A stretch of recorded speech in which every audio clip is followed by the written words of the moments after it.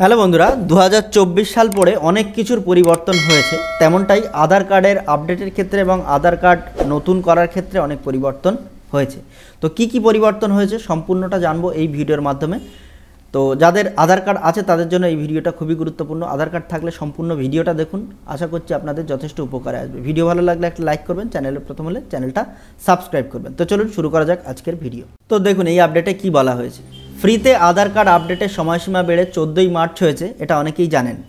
এরই মধ্যে আধার কার্ড নিয়ে এলো আরও একটি গুরুত্বপূর্ণ খবর। আধার কার্ড আপডেটের প্রক্রিয়া সম্পূর্ণ বদলে ফেললো ইউআইডিএআই কর্তৃপক্ষ।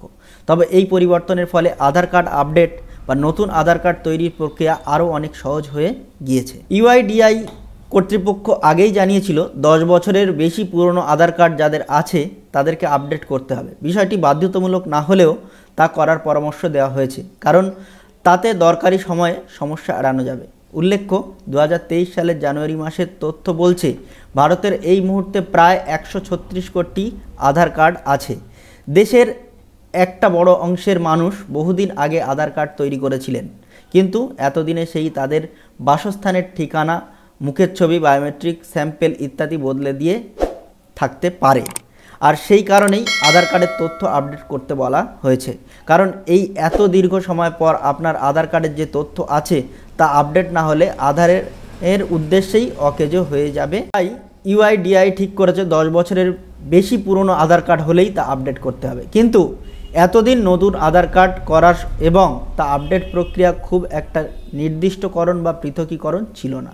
এবার সেটাই করা হয়েছে। অনাবাসী ভারতীয় ভোটার, অপ্রাপ্তবয়স্ক ভারতীয় সকলের আধার কার্ড আপডেট বা নতুন আধার কার্ড করার প্রক্রিয়ার জন্য আলাদা আলাদা ফর্ম বরাদ্দ করেছে ইউআইডিএআই কর্তৃপক্ষ। এর ফলে গোটা কাজটাই অনেক সহজ হয়ে গিয়েছে। এখন আপনি সহজেই বাড়িতে বসে অনলাইনে নির্দিষ্ট ফর্ম ফিল আপ করে আধার আপডেট বা নতুন আধার কার্ডের জন্য আবেদন জানাতে পারবেন। চাইলে নিকটবর্তী আধার সেবা কেন্দ্রে বা কমন সার্ভিস সেন্টারে গিয়েও এই কাজ করতে পারেন। তো মোস্ট ইম্পর্টেন্ট জিনিস আপনাদের যেটা বলে রাখি, আধার কার্ডের এক্ষুনি আপডেটের কাজ, যেটা আধার কার্ডের অ্যাড্রেস আপডেটের কাজ এবং ফাদার্স নেম বা গার্জিয়ানস নেম চেঞ্জের কাজ, সেটাই মাত্র অনলাইনে আপনি বাড়ি বসে করতে পারবেন। আদারওয়াইজ অন্য যে কোনো কাজ করতে গেলে আপনার নিকটবর্তী কোনো আধার সেন্টারেই যেতে হবে, অনলাইনে বাড়ি বসে করতে পারবেন না। তো এই যে ফর্ম পরিবর্তন হয়েছে, কার জন্য কি ফর্ম লাগবে এবারে সেটা একটু আপনাদের সামনে তুলে ধরার চেষ্টা করি। দেখুন, কারা কত নম্বর ফর্ম ফিল আপ করবে।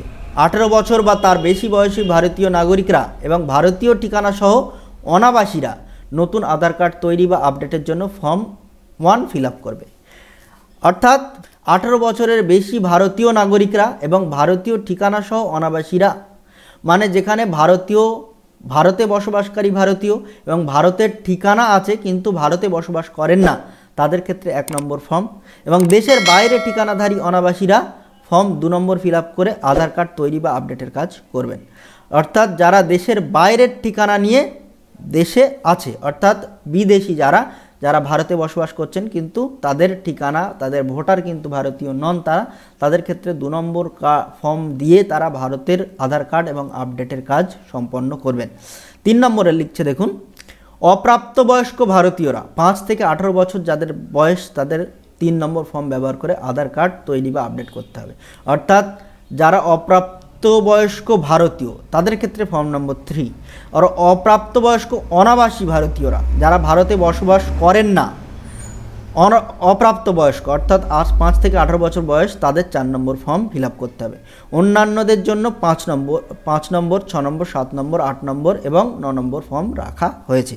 তো এই ফর্মগুলো আপনারা কোথায় থেকে পাবেন, কিভাবে ডাউনলোড করবেন সেটা পরবর্তী ভিডিওতে আপনাদের দেখাবো। সেই ফর্মগুলো আবার কিভাবে ফিল আপ করবেন সমস্তটাই পরবর্তী ভিডিওতে আপনাদের দেখানোর চেষ্টা করব। তো আজ ভিডিওটা এই পর্যন্ত ছিল।